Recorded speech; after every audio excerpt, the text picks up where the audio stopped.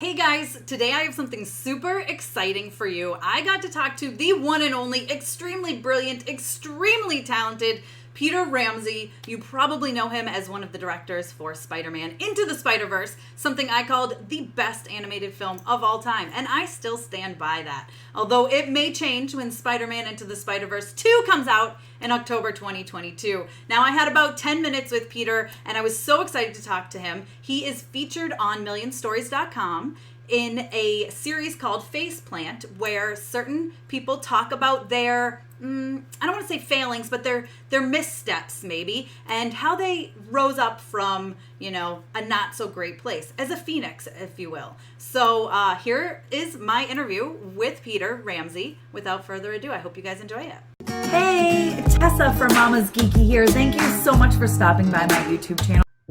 Well, hi, Peter. Thank you so much for taking the time to join me. For those who don't know, this is Peter Ramsey, one of the directors of Spider-Man Into the Spider-Verse, but also so many other amazing things, from storyboard artist to director. And now you have your own very special episode on MillionStories.com of this show, Faceplant, which I don't want to say it talks about failures, but it talks about missteps that you might have had. So what actually made you say, oh yeah, sure, let's talk about, a misstep that I've had in the past?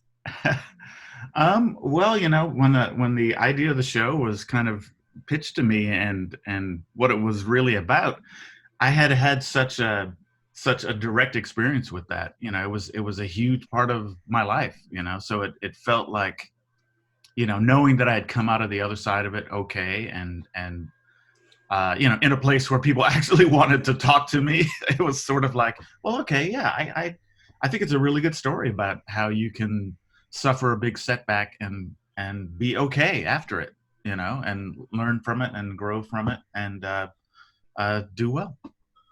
Yeah, well, I will say my family and I did really enjoy Rise of the Guardians, just so you know. We were big fans. But, how did it feel when those numbers came in? I can imagine. I mean, you were up against a lot of competition, so yes. I got to give that to you. But, how did it feel when you just saw the numbers for opening weekend? It was kind of unreal, actually, because, when you make one of these movies, and I talk about it in the video, you're, working, 14 hours a day, 3 years on end. You're traveling, your whole life is taken up with this thing, and the lives of everybody else that you're working with on the movie. So, when it seems like due to things completely beyond your control, it's not performing the way that everybody thought it was going to, it's kind of an unreal experience. You feel like, wow, what happened to those last 3 years? It's like they didn't happen at all. It's really bizarre. And at the same time, I do remember thinking at one point, well, okay, this is an experience not everybody gets to have. I'll try to be philosophical and enjoy it from that point of view. But yeah, it was unreal. Yeah. So what do you think, why do you think it's important for people to watch these episodes on Faceplant and see that others have experienced these things? Because I really do think, right now, a lot of what you get from the media and the culture is, especially with social media, and people can edit their lives before they show them to anyone else. It's so easy to just see other people's success and not understand that there's other stuff that happens in someone's life, or just see the great, fun things that somebody does without understanding that, oh, wait a minute, they, 95% of their life isn't great and fun, but they, out of insecurity or a need to feel popular or great or whatever it is, you're just getting to see people's successes. So nobody wants to feel like they ever fail or that they're ever, a loser or whatever. And it's not real life. It's the exact opposite of real life. Most of life is trying things and not working out, learning and moving on, Mm-hmm. So in that way, I feel pretty strongly about the message of what Faceplant is all about.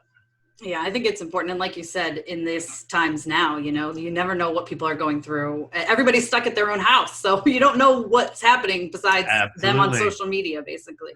And then after this, you got the call for Spider-Man Into the Spider-Verse. How did that feel? I know you're a big comic book fan. I'm a massive comic book fan. So I can't even imagine what that phone call felt like. Yeah. Yeah, it was wild. It was wild. It was a thing where it was I was on another project, and I remember first starting to hear about the possibility of the Spider-Man movie. And at the time, I really thought, there's been a bunch of other Spider-Man movies. What's the big deal? Enough Spider-Man. But the thing that really got me excited was hearing the people that were involved.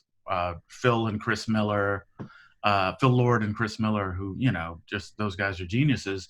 And then later on, the guy who actually came on as the first director, because there were three of us. The first director was a good friend of mine, Bob Persichetti, who I knew from DreamWorks Animation, who was brilliant. So, when I got to the point, I'd first heard about the project, and then I'd heard, Phil Lord and Chris Miller doing it. I was like, oh my God, no, okay, now that sounds interesting. Man, I wish I wasn't on this other job so I could do that. And months later, I find out, guess who got Spider-Man? It's Bob Persichetti. And I'm like, oh my God, Bob plus Phil and Chris, that's going to be incredible. And as luck would have it, the project I was on went down, which made me available for Spider-Man. So it was just a weird set of coincidences. Yeah, well, I mean, that's probably, actually it is, and I put in my review that I think this is the best animated film of all time. I love that movie. Wow. It's just, I mean, I'm a massive comic book fan, and it felt like the dots in the artwork that made it look like it was out of the comic book pages. Yeah. I mean, I've watched it hundreds of times, and I'm trying not to fangirl here, but like seriously, it's like one of the best movies ever, and definitely the best animated movie. So thank you for that. Oh, you're welcome from the whole team. But just absolutely incredible. So to go from, Rise of the Guardians and then to this, like, huge difference. I mean, you ended up winning, being the first African American actually to win the Academy Award for Best Animated Feature. Like, wow, what did that feel like? Again, it felt kind of unreal. And it was funny because, when Rise of the Guardians came out, I think we got nominated for a Golden Globe, but we didn't win it, and we did not get nominated for an Oscar, which a lot of people had thought that we were going to.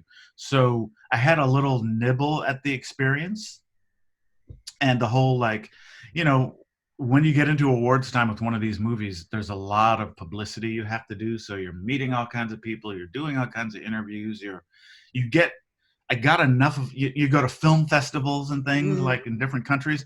I had a taste of all of that with Rise of the Guardians. So it was like, wow, I was kind of outside the window of the store looking in with Rise of the Guardians. I could see everything, but I wasn't really in the store. And with Spider-Verse, I got in the store and I was taking stuff off the shelves, and I was like, oh my God, this is weird. So it was this weird thing of, I've kind of done this before, but I never made it this far. And when they call your name, when you're at the Oscars, even though we had a pretty good run of awards and we were feeling, our chances are pretty good, when they say your name, it's just, you're like, it's like you're in the Matrix or something. It's just crazy. It's really crazy. Well, it was well-deserved. I would have been very upset if anybody else got it. You guys deserved it for sure. So I'm a big fan of, like I said, comic books, but I love the villains. So I'm curious if you could either storyboard or direct a story of any of the Spider-Man villains, which one would you choose? Oh, wow. The Spider-Man villains. God, if I had to choose one, the most interesting one is probably, that I can think of, is probably the Green Goblin. That's my favorite. Because, and I know he's been in a couple of movies, but his relationship with Spider-Man and Peter Parker is just so twisted and psychological, and he's the father of Peter Parker's best friend, and it's just really dramatic, and there's a lot in there that could be really cool. So it would probably be that. Well, good choice. He's my favorite villain. Okay. So yay. And then I've got to ask Stan Lee, the legend. Now, his cameo in Spider-Verse, I mean, it was like, what, a month after, I think, the movie released, after his death. So, yeah. And he says, I'm going to miss him. No, it was actually a month. I think he passed away like a month before. Yeah. So when I saw it in the theater, I just remember sobbing because, of course, he's talking about SpiderMan Passing. So it was kind of surreal almost. Was there any talk about maybe taking that out or changing it, or you had to leave it exactly how it was? I mean, at that point, you kind of had to anyway, right? Well, I mean, we had recorded slightly different versions, but the one that we ended up with in the movie was the one that definitely it had the most emotional punch for our story. But I mean, he wasn't in the greatest health when we were there directing him, but nobody in 1,000 years thought that he wasn't going to make it to see the movie, and it was just another one of those coincidences that, it had this whole other layer of meaning and significance because he had passed away. It was really wild. I mean, it was emotional while we were there doing it with him because, wow, that's Stan Lee, and you know how much longer do we have him, and but yeah, it's what real life did to that sequence is just like beyond anything any of us could have imagined. Yeah, that was. I still get chills when I see it. It ended up being a perfect cameo, although still very sad. Yeah. Now, real quick, I have to ask you. All right, do you have any ties to the upcoming SpiderVerse II that you can even say? Are you going to be working on it? Could, maybe, I don't know. I'm not. They're really cagey on what you can say and what you can't say. But I know all those guys. The studio's not too far from my house. I'll be checking in. I kind of haunt the hallways and peek around the corners and things like that.